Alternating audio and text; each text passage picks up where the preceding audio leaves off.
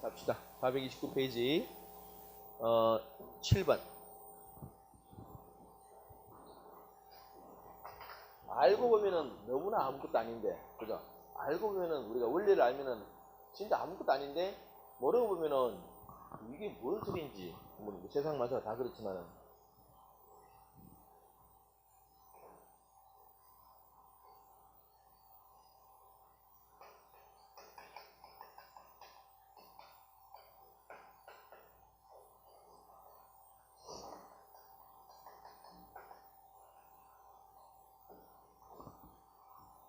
여러분, 그 세상 일을 나의 미래를 알면 얼마나 좋을까요? 우리 인터넷 때 그때 그림 보다가 진짜 우와, 이게 무릎을 치는 그림 하나 있었어요. 땅굴을 광부가 뭘 파는데, 그러니까 이렇게 막 계속 파고 있었어요. 막 이게 지금 파는데 지금 괜히 이렇게 파고 있는 게 이렇게 파고 있어. 근데 요 뒤에 요게 거기 자기가 원하는 게 있는 거야. 요게. 근데 여기까지 파다가 너무 힘들어서 돌아갔던 거야. 지가 원하는 게 다른 영역이 있었어. 근데 여기까지 파다가 있더니 힘들어서 포기하고 돌아간 거야. 우리 여러분 누구다든지 여기에 내가 원하는 게 여기 조금 꽃게 한 번 더 딱 때렸더라면은 뽕 뚫리면서 지가 원하는 걸 찾았겠지, 그지? 근데 요 앞에 요 마지막 하나는 안 하고 힘들어서 돌아갔던 거야. 뭐 우리가 살다 보면은 그때 한 번 더 해볼 걸 하는 거는, 그죠? 이제 나도 개인적으로 큰 걸 가지고 있습니다. 그때 그걸 한번 해볼까. 사실 그 때문에 인생이 이렇게 꼬인 거야, 이렇게. 꼬였는데, 그러니까 나로서는 진짜 그 뼈아픈 거는 한 번의 기회였을 거야. 그럼 다 내 탓이지. 내가 그 판단을 잘못했기 때문에 이 한순간의 판단이 인생을 완전히 그냥 뒤바꿔 만들었는데. 갑자기 뭐 이상한 이야기 나왔죠. 하여튼 여러분 끝까지 최선을 다하시고 포기하지 마시고 보시다. 여기에 여기에 여기 나잖아, 그죠? 가나다라예요. 여기 지금 유로. 그럼 지금 유로 환율이 전에도 말했던 지금 달러 환율이 막 떨어지고 있어. 지금 1080원 정도까지 왔어요. 1080원까지. 원래는 이거 1200원 됐거든요. 1200원 돼서 이렇게 쭉 환율이 떨어졌어요. 그럼 우리나라 돈의 가치가 되게 세지는 거지, 그지? 근데 유로 환율은 우리보다 달러보다 약간 더 높아요. 유로 환율이 좀 더 유로가 좀 더 비쌉니다. 약간 더 비싸요. 그래 뭐 크게 비싸진 않고. 그래 여러분들 만약에 유럽에 여행 가가지고 유로 주는 것보다는 달러 주는 게 이익이에요. 유럽 사람들은 유로 달라 그러는데 유로보다는 내일 주문해서 달러 주는 게 훨씬 유리합니다. 그런 유리합니다. 어쨌든 간에 봅시다. 그러면 가 같은 경우는 우리 이 원화의 환율이 다 오르는 경우잖아요. 그렇죠? 이 이야기예요. 쉽게 얘기하면 1불에 1000원인데 가가 있는 상황이죠. 가라는 상황 자체가 1불에 1000원인데 이게 1불에 2000원 됐단 얘기죠. 유로 같은 경우는 맞아. 유로도 이래 된 경우잖아요. 똑같은 경우입니다. 그럼 여러분 1번 기업 질문 해볼게요. 미국과 유럽에 대한 한국 기업들의 수출은 여러분 이거 환율이 오르는 경우가 우리 입장에서 우리나라의 통화가치는 어떻게 된 거예요? 싸지는 거죠. 우리 통화가치가 약해지는 거예요. 그러니까 가 상황은 원화의 통화가치가 그만큼 싸지는. 그 다음에 우리 수출, 그죠? 우리 수출품의 수출 가격 자체가 그만큼 하락하는. 물론 달러 표시입니다. 달러 또는 유로 표시고요. 유로 표시 수출 가격이 하락한다. 그러니까 수출이 잘 되겠지. 우리 수출이 잘 돼요. 우리가 미국에도 수출이 잘 되고. 요즘 이제 긴장하는 게 환율이 또 느린단 말이 뭡니까? 우리나라 통화가 세지는 거니까 우리 수출 가격이 좀 비싸져서 조금 혹시나 영향을 받잖아. 물론 뭐 수출이라는 것 자체가 꼭 환율 하나만 결정되는 건 아니지만은 수출에서 이제 환율이 차지하는 비중이 너무 크다 보니까 영향을 좀 많이 받는 이야기예요. 그 일부의 기억은 맞는 이야기죠. 미국과 유럽에 대한 EU에 대한 한국 기업들은 수출은 절감할 것이다. 왜? 우리나라의 수출품 가격이 달러로 표시한 것이나 유로로 표시했을 때 그 가격이 좀 싸지기 때문에 그렇죠. 니은의 나를 보겠습니다. 나는 야, 요 상황이 요 진짜 우리 입장에서는 우리한테는 제일 좋은 상황이 어떤 상황이냐? 요 상황이에요. 우리 한국한테는 제일 좋은 요 상황이죠. 자 보세요. 미국부터 수입 여기 지금 이 니은 지문 보시면은 이런 경우죠. 우리가 수입을 하는데 이렇게 수출하는 거야. 자 여러분 수입합니다. 수입하는데 환율이 지금 어떻게 되고 있어요? 환율이 쭉쭉 빠지고 있다는 이야기지. 자 우리가 1불짜리를 미국에서 부품을 1불짜리 수입을 해요. 자, 나는 이런 상황이죠. 나는 1불짜리인데 원래는 환율 1대 2천이 있었어요. 그럼 우리가 1불짜리를 수입하려면은 2천이 있어야 되지, 그지? 근데 지금 어떻게 바뀌었습니까? 환율 1대 1,000원 뚝 떨어진다. 그럼 우리가 1,000원만 있으면 수입할 수 있죠. 그럼 뭐예요? 부품 가격이 1,000원으로 됐다는 얘기죠. 부품 가격이 그만큼 싸졌다는 얘기예요. 싸게 부품을 구입할 수 있게 됐고요. 만들었어요. 수출합니다. 근데 우리 원화로 표시한 가격은 그대로 있습니다. 근데 유로로 표시한 가격이 유로 표시 가격이 어떻게 했다고요? 유로 표시 가격이 떨어지는 경우죠.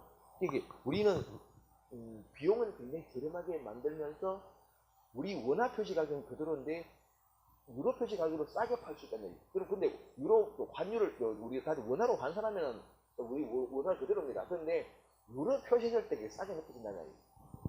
여기 이런 말이죠. 우리가 싸게 느껴진다, 수출 가격이 싸게 느껴진다가 우리 원화 표시 가격이 싸지는 게 아니라 유로 표시 가격이 싸지는 거예요. 그래서 우리 입장에서 유럽 사람 입장에서 어떻습니까? 싸게 느껴지니까 수출 잘 되겠죠. 요거예요. 수입을 할 때는 싸게 수입할 수 있고, 그죠? 수출할 때는 싸게 수출하는 거죠. 근데 그 싸다는 의미 자체가 진짜 우리가 싸게 판다는 게 아니고, 그죠? 유로로 표시하게 싸게 판다는 거지. 우리 원화가 똑같습니다. 여기는 똑같아요.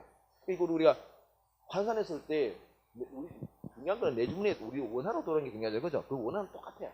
다만 유로로 표시할 때 싸게 느껴지는 것이지. 자, 그래서 니은에는 한국 기업은 불리해지는 게 아니라 굉장히 유리해진다. 그죠? 니은 같은 상황에서는 디귿 보겠습니다. 디귿 요거지, 그지? 요거잖아. 요거. 왜 디귿은 지금 얘네들이 여기 수출하고요. 미국 수출 이러면 보면은 봐봐요. 아니 이거 지금 그 유로가 1유로가죠. 2,000원이다가 지금 1,000원 얘기죠, 그죠? 우리 1유로짜리 수입합니다. 1유로짜리 수입해. 이전에 2,000원인데 지금 우리가 1,000원밖에 안 하잖아요, 그죠? 우리 입장에서는 싸게 느끼잖아요, 그죠? 우리한테 수입이 증가하겠지. 반대로 얘들은 우리한테 수출을 많이 하겠지. 반대로 이거 지금 달러 표시, 그죠? 1달러짜리가 1,000원 하다가 2,000원이 된다는 얘기니까 우리 입장에서는 미국 제품 안 사겠지, 그지? 수입가가 비싸게 느껴지니까. 그래서 보시면은 한국 시장에서 미국산 자동차보다는 이웃산 자동차 가격 경쟁이 높다 말은 그만큼 싸게 된다, 이거죠. 우리 소비자, 한국 입장에서는, 한국 소비자 입장에서 그게 싸게 느껴진다. 경쟁력이 있는 거죠. 그 다음에 리얼이에요. 이거는 두 개 다 하락하는 경우죠. 하락하면 여러분 우리가 이거를 배당금을 원화로 환산했는데 당연히 환율이 하락하는 만큼 환산액이 줄어들겠죠, 그죠? 이거는 뭐 우리 쉽게 생각할 수 있어요. 이것도 우리가 뭐 작년에 나왔던 건데 이 환율 부분을 한 큐에 우리가 이해하고 정리할 수 있는 괜찮은 문제이기 때문에 여러 번 한번 푸셔서 여러분을 만들어야 돼. 하여튼 간에 여러분을 만드는 방법 하나밖에 없는 유튜브 말하지만 자주 봐야 돼요. 자주 보시면 여러분 됩니다. 자, 넘기겠습니다. 진도 나가도록 하겠습니다. 경제생활입니다. 437페이지.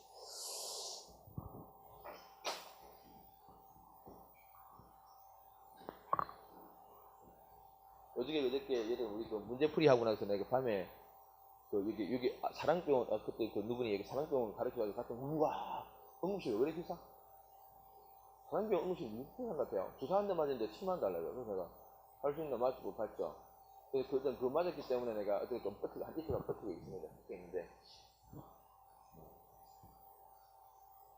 처음에 나한테 수액을 맞아 하더라고. 수액이라는 게 이제 그거 민계로 맞고 앉아있었느냐. 근데 내가 난 맞을 생각이 있었어요.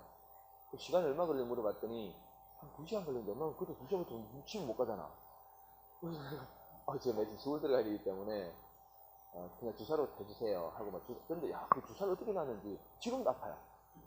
아마 이 근육이 잘못 난 것 같아.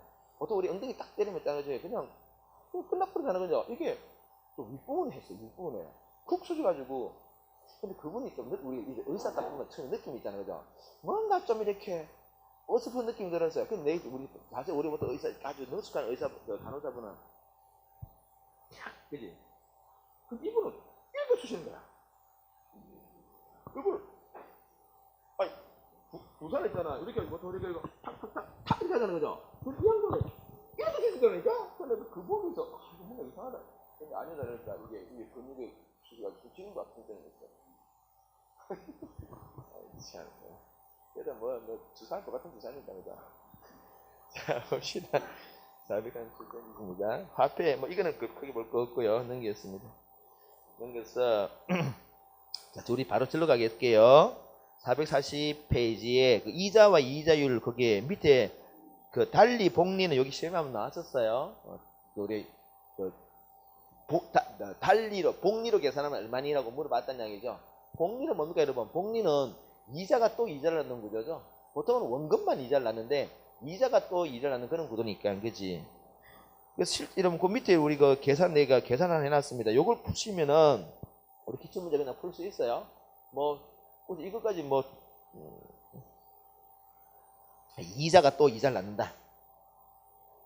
요거 나중에 한번 계산해 보십시오. 이건 뭐 다시 또 놓기는 좀 너무 특수한 경우니까 그래도 우리가 실생활과 연결되니까 그죠? 한번 계산해 보시고요. 오른쪽에 요거는 중요합니다. 명목 이자율과 실질을 한번 볼까요?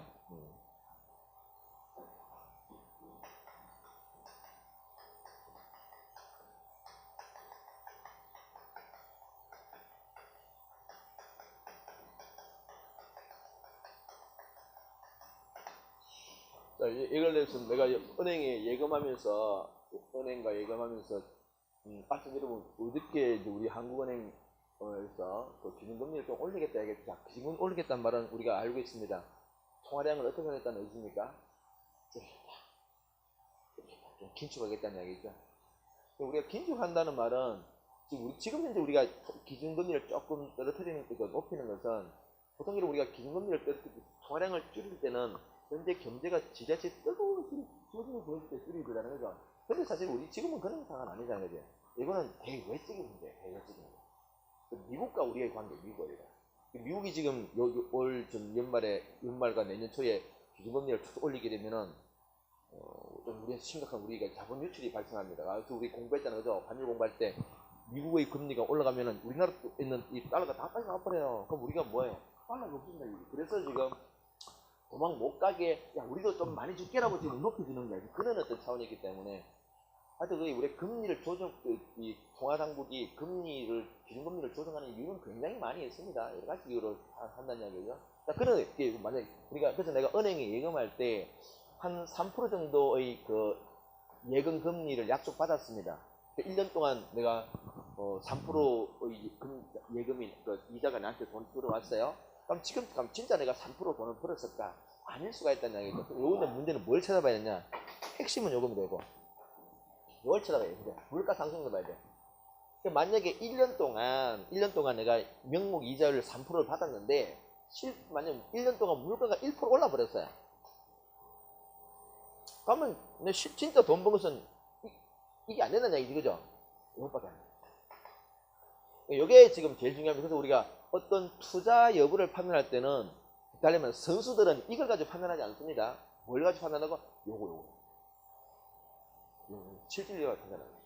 그리고 우리가 투자를 할까 말까 판단할 때는 항상 실질 이자를 가지고 판단하죠. 왜냐면 보세요.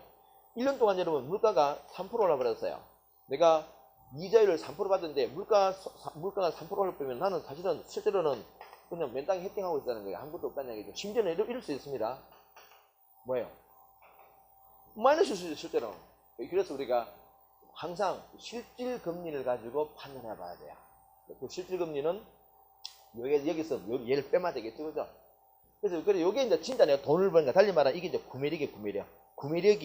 구매력이 좋아졌다고 어떤 경우에 구매력이 좋아지느냐 이런 경우에 이 실질 이자율 자체가 양의 값일 때 이때 이제 구매력이 구매력이 증가한다. 달리면은 진짜 돈을 번 것이고, 이때는요, 오히려 구매력이 어떻게 된다고요? 구매력이 감소한다. 돈을 잃어버리고 있다는 이야기죠. 오히려 손해라는 이야기죠. 근데 여러분, 하나만 더, 이때 그러면 여러분, 내 실질 이자율이, 그래서 우리가 실질 이자율은 양압이 나와야 되는데, 그럼 이럴 때 그러면 예금을 잘못했습니까? 그건 아니에요. 이럴 때 만약에 예금을 안 했더라면 여러분, 이런 상태에서 예금을 안 했더라면 나한테 어떤 손해가 났을까? 나의 돈의 가치가 얼마나 떨어졌을까? 이때는 내가 지금 가지고 있는 돈의 가치가 1%만 떨어졌죠, 그죠? 가만히, 이거 안 했어요. 이거 안 했단 말은 뭡니까? 이게 없다는 얘기지. 물가가 오른 만큼 내 돈 가치가 떨어지겠지. 이게, 그냥, 그래서 우리가 인플레이션이 심하게 진행될 때 제일 멍청한 짓은 뭐라 했습니까? 현금 가지고 있는 게 제일 멍청한 짓이에요. 그걸 뭐, 예금을 하든, 뭐, 부동산 하든, 사야 돼요. 현금만 가지고 있으면 그냥 물가 오른 만큼 돈 가치가 떨어지게 있지. 그러면 이게 예금을 했기 때문에, 그죠? 이만큼 3%만큼 그러면 건졌다는 거지. 그런 것까지 우리 알고 있어야 됩니다. 자, 그래서 밑에 보겠습니다. 441페이지. 위에 여러분, 명목이자가 실질적 관계 기억하시고요. 그 명목이자는 실질이자 플러스 인플레이션율이다. 그림에서 여러분, 그 위에 줄이 명목이자리고 아래 점선이 실질이자래요. 그럼 그 여러분, 여기서 물가 상승률은 폭은 어디겠습니까? 그림 밑에 있지. 이렇게 명목이자리 되어 있고요. 아래쪽에 이렇게 실질이자 되어 있잖아, 그지? 그럼 여러분, 여기서 물가 상승률에 해당되는 뭘까요? 요게 물가 상승률이겠죠. 요 구간이 물가 상승률이죠. 그 정도 그림 보시면은 알 수는 있어야 되겠지. 이야기잖아. 여기 지금 여러분 10%입니다. 여기만 이제 7%예요. 저 실질률이 7%라면 물가 상승률이 3%라는 얘기죠. 합해서 이제 이 명목금리 나왔다는 얘기잖아. 명목금리는 실질금리 플러스 물가 상승률이 거죠. 그는까지 우리가 보면 되겠습니다. 그래서 아직 그 정리된 걸 보고 시험에 놓은 사실 이게 굉장히 중요한 거 우리 실생활에서 굉장히 꼭 알고 있으면 좋고요. 사실 시험에 한 번도 안 나왔습니다만은 뭐 놓아도 아무런 그게 없는 중요한 문제입니다. 밑에 그래서 실질 이자율이 자 정리된 걸 보도록 하겠습니다. 실질 이자율이 0보다 크다. 그러면은 중간에 구매력이 생겼단 말입니까? 진짜 돈을 벌었다 이 말이죠, 그죠? 그런데 실질이 제로라 그러면 구매력 불변. 실질이 마이너스라 그러면은 구매력이 감소했다. 그것까지 알면 좋고요. 자, 넘기겠습니다. 자, 뭐 뒤에 굳이 뭐 안 보겠습니다. 안 보고요.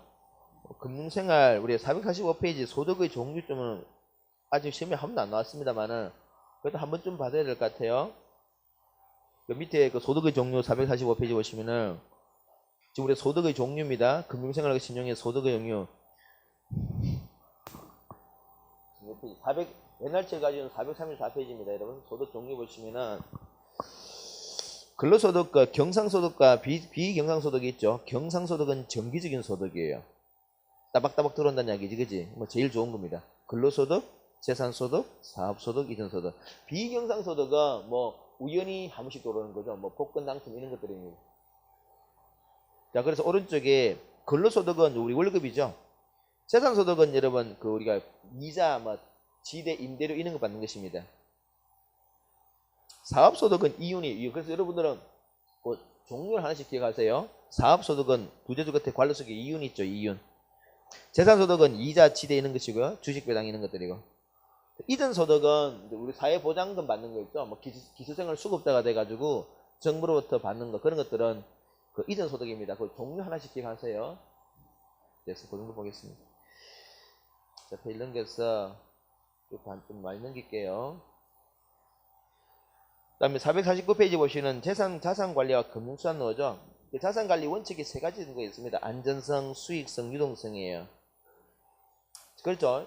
뭐 우리가 그 가게가 자산을 구성할 때 부동산만 가지고 있을까? 아니면 뭐 주식만 가지고 있을까? 아니면 예금만 가지고 이걸 좀 정해야 돼. 그래서 제일 안 좋은 게 몰빵하는 거, 몰빵하는 거. 그건 하나만 딱 가지고 제일 안 좋습니다. 그래서 우리가 분산 투자하는 걸 우리가 포트폴리오를 하는 거죠. 포트폴리오를 구성한다. 그래서 나의 자산 중에서 뭐 일부는 부동산 좀 가지고 있고, 일부는 주식 좀 가지고 있고, 일부는 예금 좀 가지고 있고, 일부 그렇게 이렇게 나눠 가지는 거. 그게 이제 포트폴리오. 그렇게 해야만 우리가 위험을 분산한 이렇게 말합니다. 그 위험이라는 게 그죠? 뭐 주식을 가지고 있는데 내가 삼성 주식만 가지고 있는데 삼성이 망했다 그러면 완전 그게 되잖아, 그죠? 그런 어떤 아니 뭐 채권을 국공채를 가지고 있는데 그 국공채를 발행한 주체가 망했다. 지금도 최근에 우리나라 여러분 원래 여러분 공채라는 게그 지방 공사 같은 공기업들이 발행한 채권들이 있을 수 있습니다. 그거는 여러분 공채라는 게 일종의 국가 그이기 때문에 안 망하죠. 근데 최근에 이제 하나 망하게 된 게 하나 있어요. 이 광물공사 같은 게 있잖아요. 그 MB 때 자원 투자한다고 좀 해가지고 엄청난 수십조 지금 빚을 지금 걔들은 없앴더라고요. 지금 요즘 수사하겠다 그러잖아요. 뭐 MB가 돈 빼들어가지고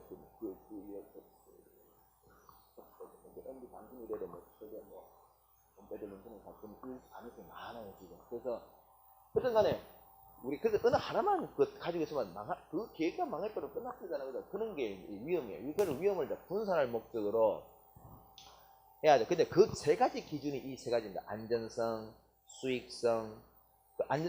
안정성이란 말이 뭡니까? 이게 원금이 보장되느냐, 그죠? 원금이 보장되느냐. 수익성은요, 말 그대로 내가 원금, 투자 대비 수익의 크기를 따지는 거죠, 수익성. 유동성은 뭡니까? 이거는 현금화 정도. 내가 이 자산을 빨리 팔아치워가지고 돈으로 바꿀 수 있냐, 이게 유동성의 문제예요.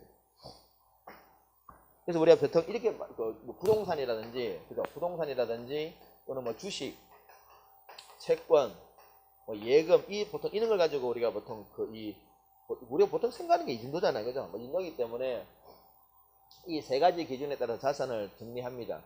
여기서 우리 책에서는 부동산을 빼고 주식, 채권, 예금 이 세 가지 보통 이야기를 하죠.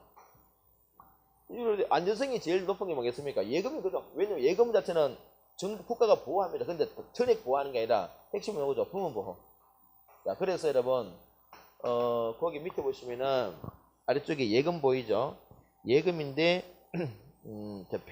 넘겨서 거기에 450페이지 한쪽 갈려서 한 번에 예금자 전액 보호제도가 아니고 무슨 보호죠? 부분 보호제도죠. 부분 보호제도입니다. 우리나라는 지금 현재 5천만 원까지 보호합니다. 5천만 원까지. 5천만 원까지. 금융기관별로, 그죠? 금융기관별로 우리가 5천만 원까지 보호하기 때문에 그래서 은행도 할 때 예금할 때도 한 은행에 하지 말라는 얘기예요, 그죠? 근데 A은행, B은행 돈을 좀 그렇게 할 수 정도 돈이 좀 많으면 좋겠는데 우리 은행에 근데 산업은 국민은행 그죠? 무슨 은행 이렇게 가지고 현금이 좀 있으면은 한 은행에 가지고 보통 은행에서 망할 가능성이 잘 없잖아요, 그죠? 그래도 만약에 망한다면은 근데 여러분 예를 들어 저축은행 같은 종종 망합니다. 저축은행들 왜 저축은행 사람들이 왜 저축하는 거니까 금리를 좀 세게 줘요. 그것도 혹해가지고 가는데 좀 망할 수 있죠. 우리 MB 정부 때 MB 형님 이상준 씨가 관련된 저축은행 사건이 있었어요. 해가지고 사람들 많이 자살하고 많이 했었어요. 아마 그것도 수사들 할 때고 있다. 하여튼 지금 새롭게 수사해야 될 게 많은데 그런 저축은행 같은 것도 그는 개인적으로 그런 거 보래 보통 이금융권을 그러는데 이금융권들은 망할 가능성이 있습니다. 하여튼 어떤 간에 몰빵하면 안 돼요. 근데 현금을 좀 많이 가지고 있어 앞으로 칼로 들어가지고 주머니에 얼마 없으면 안 되잖아. 그래도 좀 가지고 일단 전제하에서는 여기저기 좀 나눠 가지고 있어. 일단은 시험 관련해서는 전액 보호가 아니고 뭐라고요? 부분 보다 그지? 부분 거를 좀 하시고요. 정권 요게 시험에 나왔죠. 주식, 채권, 주식과 채권입니다. 주식은 여러분 소유권이죠. 주식은 주식회사가 발행하는 거죠. 오른쪽에 우리가 451페이지 위에 정리랑 이게 이제 시험에 나왔는데 자, 이것도 보겠습니다. 일단은 주식은 이거죠. 내가 삼성이 투자를 좀 할 필요가 있어. 투자를 하려고 그래요. 그래서 자금이 한 1,000억 정도 필요합니다. 그러면 삼성이 1,000억 저거를 어떻게 조달하는가? 크게 두 가지 방법이 있습니다. 크게는요. 물론 세부들은 여러 가지 방법이 많지만은 우리 아주 교과서적으로 볼 수 있는 사례는 투자자금 조달 방식은 이 재무 조달 방식이 한 두 가지가 있어서 하나는 주식을 발행하는 거야. 주식을 발행하고 아니면 채권을 발행. 요거는 보통 뭐 신주를 발행한다 그러고, 요거는 우리가 회사채를 발행한다 이런 말을 씁니다. 회사가 발행한 채권이라는 이야기죠.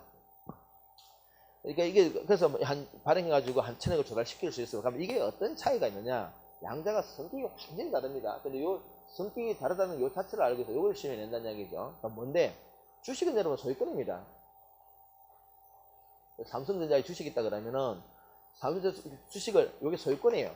소유권을 쪼갰습니다. 그러니까 하나 이게 이제 우리가 보통 일주라는 거 주식 일주입니다. 일주. 요거를 여러분 만약에 A라는 사람이 샀습니다. 우리가 주주가 되죠. 주주입니다. 주주. A가 뭐 한 주 사면서 근데 1억을 줬다 그러면은 이 1억의 돈은요. 요 A라는 사람이 이 삼성전자의 소유권의 일부를 샀다는 얘기잖아요. 그죠? 그러면 이 1억이라는 돈 누구의 돈이냐? A 돈이 아니에요. 내가 물건을 샀다는 얘기죠. 내가 자동차를 하나 샀어요. 그럼 자동차가 내게 되고 내 자동차 돈 1억짜리 1억은 내 돈이 아니죠. 자동차 회사 돈이잖아요. 그죠? 그래서 이 1억은 삼성전자의 자기 자본입니다. 자기 자본이란 말은 삼성전자의 돈이 됐다 이 말입니다. 이게 삼성이 A한테 돈을 돌려줄 이유가 없겠죠. 물건을 팔았으니까, 그죠? 물건을 팔았으니까 이게 삼성의 돈이 되기 때문에 이거는 자기 자본이기 때문에 뭐 상환하는 거 돌려준다 이거 없겠죠, 그죠? 상환할 필요가 없습니다.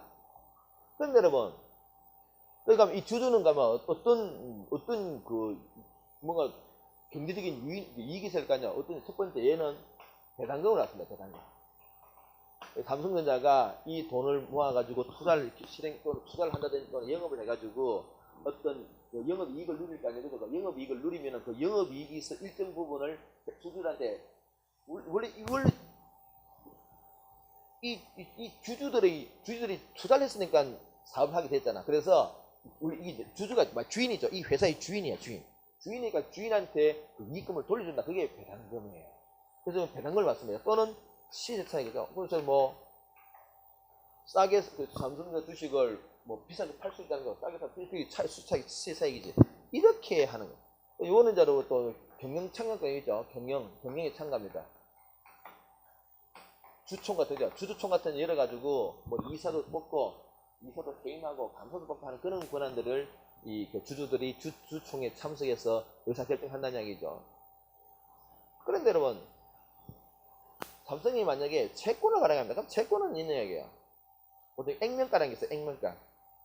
뭐 1억 그러면은 1억 액면가, 요게 종이가 어떤 종이가 있다는 얘기죠. 여기다가 그 표지에 돈하고 비싸게 생겼어요. 그렇게 생겼는데 1억 섞여 있으면 그리고 이게 뭐 이자율 이렇게 금리 10% 줄게.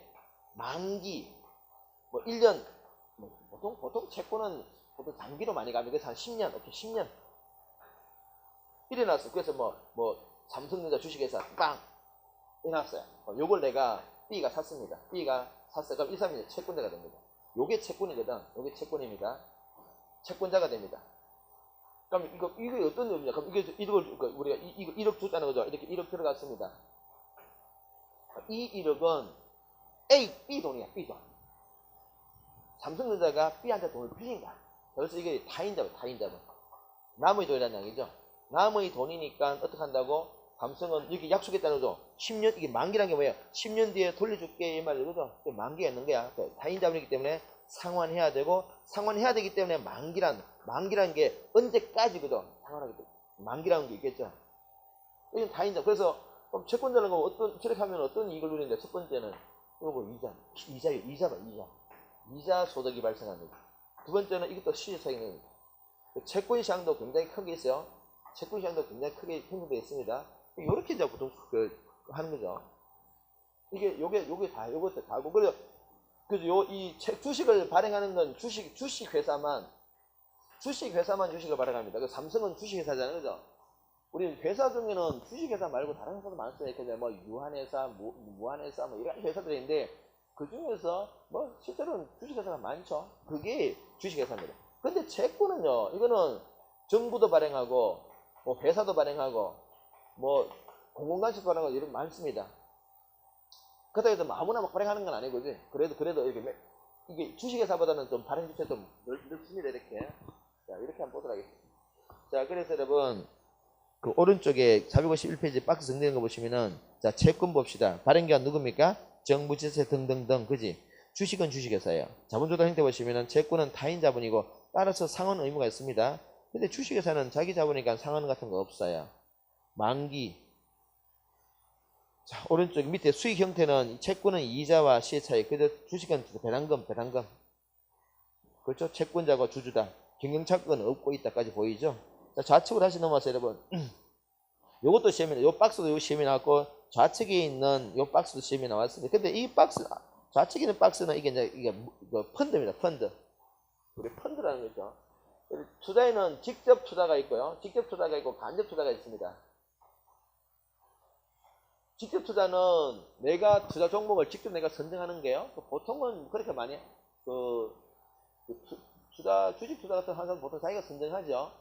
근데 이제 그렇게 할 수 있는 뭐 정보라든지 또는 시간이 없는 사람들은 을 위해서 간접 투자 상품을 그 증권회사에서 많이 만들어 놨습니다. 간접 투자 상품이다. 상품. 그게 우리가 말하는 소위 말하는 펀드입니다. 펀드. 그래서 머스 펀드 1호 펀드 2호 이래 가지고 상품을 출시하면서 여러분들은 뭐 증권회사를 간다든지 또는 은행 같은 데 가면은 카운터 창구에 있는 그 직원들이 뭐 군요합니다. 이거 하나 사보세요. 그러면은 뭐 망하고 막 그러죠, 그죠? 망하고 막 빼이고 막 그러게 하고 합니다. 자, 그게 이제 요게 시험에 나왔죠. 펀드입니다, 펀드. 자, 펀드입니다. 그 펀드 이거는 일단 간접 투자라는 걸 기억하셔야 되고요. 이 간접 투자란 말이 뭔가니까 내가 직접 할 수 없기 때문에 누구한테 돈을 맡긴다고요? 그 펀드 운영 주체에 돈을 맡기면은 걔들이 알아서 투자해 준다는 얘기죠. 그네들은 그러면요. 그 투자 수익에서 일정부분 자기 운용 수익을 빼내고 나머지 우리한테 돌려준다는 얘기죠. 근데 보통 그런 게 잘 없죠. 그런 게 잘 없고 이 펀드를 운영하면서 운용 자체는 일단 자기들이 우리 이 펀드 계약할 때 무조건 손실이 나도 펀드 운용 수익은 가져가도록 해놨습니다. 그래서 나중에 보면 자꾸 원금이 까져요. 왜 돈을 못 벌고 투자 이게 간접 펀드 회사에서 돈을 돌리면서 자기들은 그냥 계속 운용돈을 가져 나가니까 원금이 자꾸 줄어들죠. 뭐 이렇게 투자를 해가지고 돈을 확 벌어야 원금도 생기고 나눠줄 것도 있고 운용 가져갈 건데 뭐 그거는 없습니다. 그냥 돈만 돌리니까 그지. 지들 그래서 막 자기 어떤 그 직원들 월급을 다 빼가면서 되게 원금이 다 줄어드는 거죠. 나중에 뭐 반토막 나고 뭐 3분의 1 토막 있고 뭐 멱살 잡고 막 그럽니다. 그러는데 여기 시험이 났다. 이게 이제 자 그래서 이게 간접 투자하는 것이고요. 이거 이러면 원금 손실 있다 없다. 원금 손실 뭐 펀드 회사 책임입니까? 여러분 책임입니까? 본인 책임이라는 거죠. 자 보겠습니다. 450페이지 동그라미 3번입니다. 간접 투자 상품은 수익 정도 펀드다 그죠? 뮤추얼 펀드 같은 말입니다. 밑에서 아래쪽 이걸 상세히 읽어볼 필요는 없습니다. 그냥 이런 게 있다 그지? 자 그래서 읽어보겠습니다. 금융기관에 돈을 맡겨서 대신 투자하는 간접 투자 상품이더라.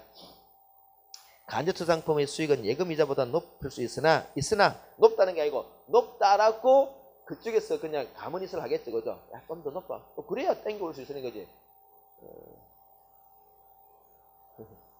잘 안 되죠 그죠? 높을 수 있으나 자산 운용 결과에 따라서는 원금 손실이 날 수 있고 이경의 책임은 고객 책임입니다. 거기까지 그 정도입니다. 더 넘기겠습니다. 자, 또 다 넘기고요. 오케이, 요 정도만 하겠습니다. 하시고요. 우리는 바로 아까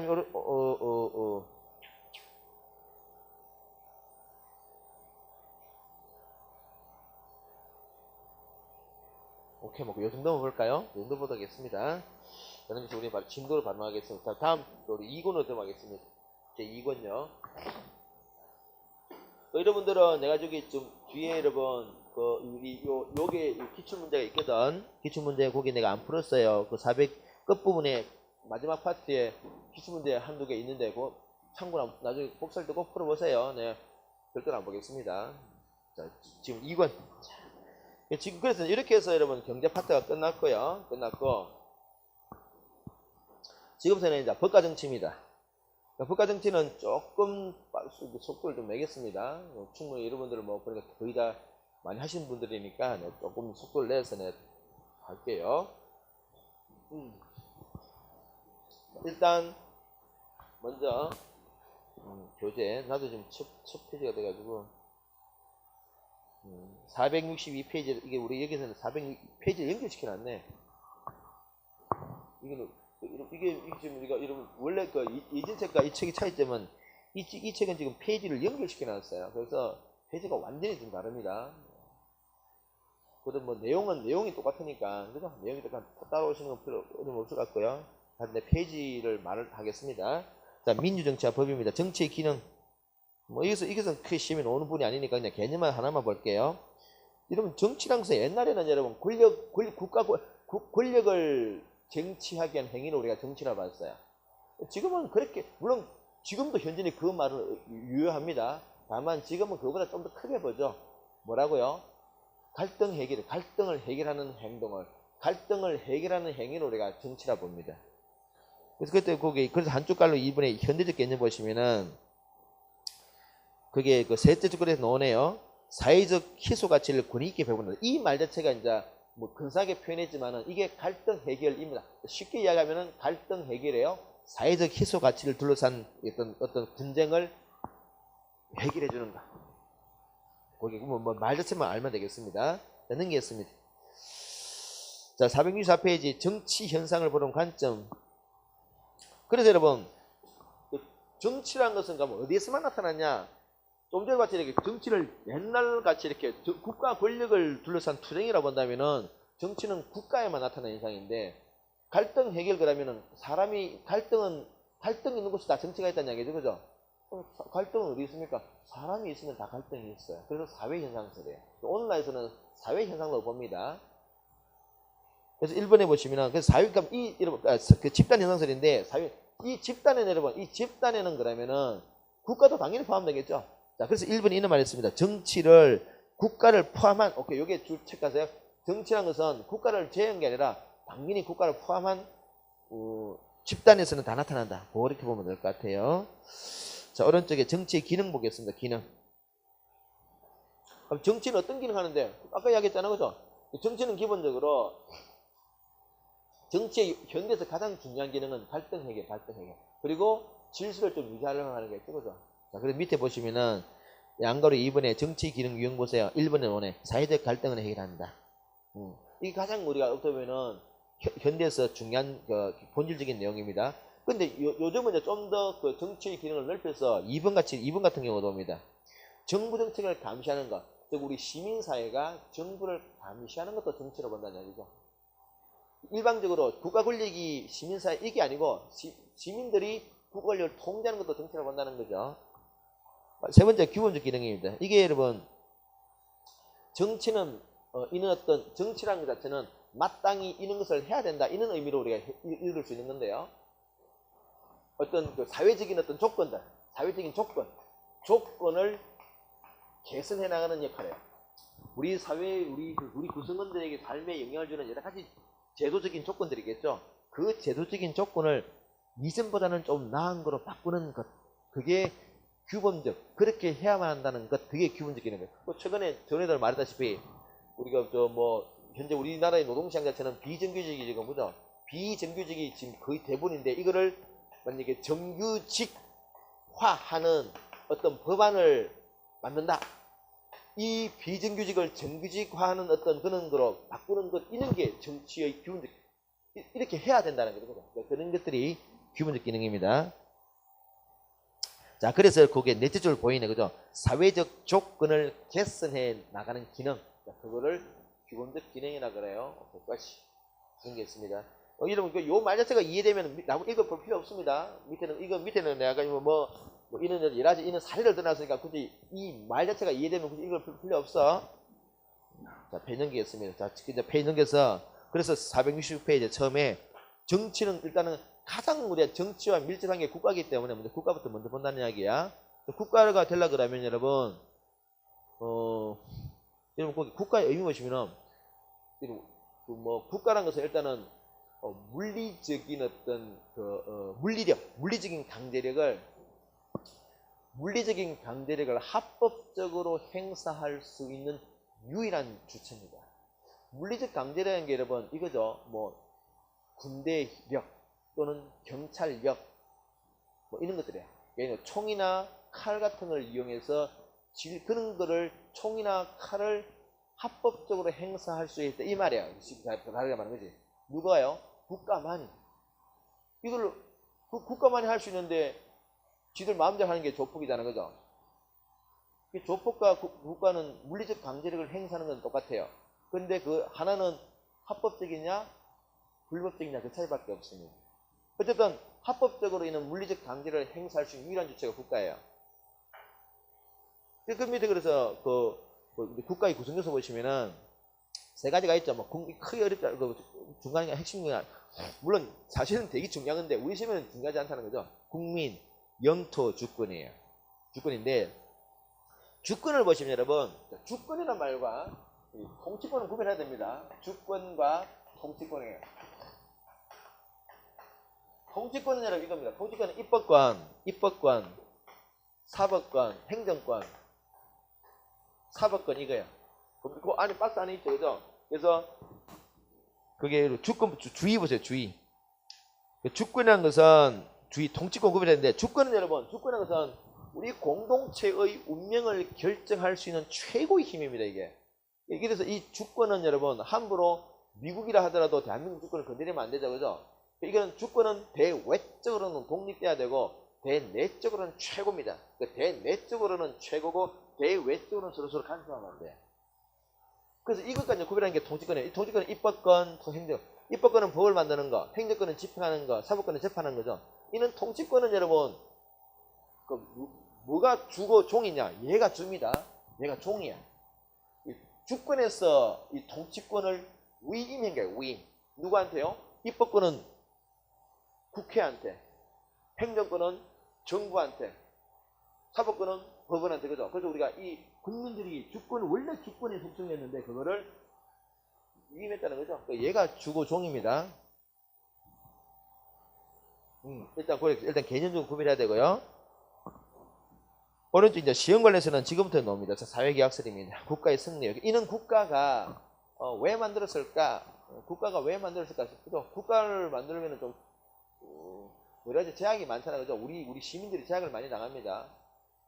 왜 이 좀 번거로운 국가를 왜 굳이 만들었을까? 항상 여러분 어떤 현상이 있다는 것은 그게 없는 것보다 있는 게 낫다 이 말이죠. 없는 것보다는 있는 게 낫다는 이야기죠. 없을 때도 문제 있고 있을 때도 문제 있는데 없는 것보다는 있는 게 나아요. 왜 뭐가 나은지 한번 보자고요. 세 분이 사상가가 등장하죠. 굉장히 시험에 잘 나오는 이 앞부분에서는 이게 가장 잘 나오는 주제입니다. 사회계약서도 아시다시피. 자, 우리 세 분이 사상가가 등장하죠. 홉스입니다. 홉스는 여러분 국가가 없는 자연상태, 국가가 없는 이 자연상태, 이 자연이라는 게 그죠? 국가라는 정치 공동체가 생성되기 이전의 텅 빈 공간을 우리가 자연상태라고 표현하죠. 그럼 자연상태에서 뭔가 뭐 좋은 것도 있고 나쁜 것도 있을 거야. 그런데 이 홉스라는 분은 이 자연상태에 뭐가 문제가 있길래 국가를 만들었을까? 근데 국가를 만드는데요. 국가를 만드는 계기가 뭐냐? 사회 계약이에요. 우리 여러분 물건을 살 때 계약을 하고 물건을 사다 찍으지. 국가도 계약을 통해서 만들었다는 이야기야. 그럼 우리가 물건을 사고 팔 때는 두 사람이 의사가 맞다는 이야기죠, 그죠? 국가를 만들자고 사회적인 계약을 했단 말은 그 사회적인 계약에 참여한 사람은 생각이 같다는 이야기죠, 그죠? 그렇게 해서 만들었다고 보는 거예요. 이거는 실제로 계약했다는 게 아니라 그렇다고 보자는 거지. 이 가상적인 가상입니다, 가상. 그렇게 가상을 하는 거예요. 그럼 그래서 알려서 여러분 홉스는 우리 자연상태 어떻게 봤습니까? 굉장히 유명한 있죠. 만인의 투쟁상태, 그죠? 실제 이 만이란 말은 뭐 만 명의 인간이 아니라 전부, 그죠? 전부가 서로 치고받고 싸우는 상태라고 했어요. 그래서 여러분 있는 상태에서는 근데 만인 투쟁상태인데 있는 상태에서는 언제든지 내가 다른 사람이 나를 공격할 수 있고 내가 가지고 있는 모든 것을 빼앗길 수 있고 심지어는 나의 생명도 잃어버릴 수 있어요. 격렬한 투쟁을 하고 있다는 얘기죠, 현재. 그래서 여기서는 생명 보존 이게 되게 중요하겠죠. 생명을 지키는 것 자체가 되게 중요해요. 뭐 잘 살고 못 살고 행복하고 그걸 떠나서 여러분 생존 자체가 위협을 받는 그런 상태라고 홉스는 봤다는 얘기잖아요, 그죠? 전에 이야기했듯이 홉스는 원래 칠삭동에 태어났대요. 1600년 사람인데요. 1600년 사는데 칠각병에 태어났다 그지. 그 살아있는 게 다행이죠, 그죠? 평생을 진짜 그 골골골 죽고 살았어. 이 사람은 그 상태 자체가 진짜 내일 죽어도 아무런 그게 이상하지 않을 정도로 병약한 상태로 일생을 보냈습니다. 자기 어떤 거는 신체적인 조건 자체가 나타나고 있어요. 생존 자체를 불안, 위협을 받았다는 얘기지. 자, 그래서 이런 상태에서 생존 자체, 생명을 생존을 보장받기 위해서 어떻게 했냐? 야, 우리가 가지고 있는, 그래서 우리가 가지는 모든 것들, 상대방을 공격하고 뺏고 이 모든 힘들, 그걸 우리가 자연권이라고 해요. 자연권. 자연권을, 우리가 가지고 있는 모든 자연권을 전부 포기하잖아요. 포기. 누가 국가에게 강력한 군주한테 이 자연권을 전부 양도하고, 그래서 우리가 이게 핵심이 뭐죠? 전부 양도서. 자연 상태가 되는 이 권리를 전부 양도하고 군주에게 철저하게 복종함으로써, 절대 복종, 그죠? 절대 복종함으로써 이 강력한 군주의 통치하에 질서를 유지함으로써 우리의 생존을 보장받다. 지금 우리가 들으면 웃기는 이야기지만 그때는 이게 상당히 근사하게 들렸다는 얘기죠. 상당히 근사하게 들렸어요. 왜냐하면 나중에 봅니다. 우리가 이러면 이 사회 계약 문제에서 유일하게 절대 군주입니다. 이렇게 무한 권력을 행사하는 아주 강력한 군주의 이 체제를 지지하시는 분 유일합니다. 홉스입니다. 홉스가 다른 사람은 민주주의자인데 이 사람만 유일하게 군주를 지지하는 그런 분이 아니고 이분이 살았을 자체가 그죠? 이 절대 군주 시대이기 때문에 절대 군주 체제의 정당성을 이론적으로 이데올로기적으로 근거를 제시하신 분이죠. 그때는 이제 굉장히 타당한 이야기, 나름대로 근거를 제시했다는 얘기입니다. 이거 핵심이 이제 이런 게 나오죠. 요 편 꼭 익히셔야 되고요. 절대 군주제 꼭 익히셔야 되고, 전부 양도, 그죠? 이런 것도.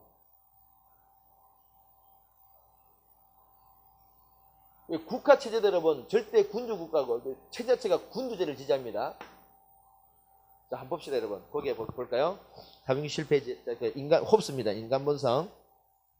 일단 홉스는 인간 본성을 이기적으로 봤어요. 성악적이다. 이기적이다 꼭 기억하시고. 그럼 거기서 인간 본성에서 여러분 셋째 줄에 공포란 단어 보이죠? 이 공포란 말 자체가 홉스의 사상을 지배하는 키워드입니다. 공포예요, 공포.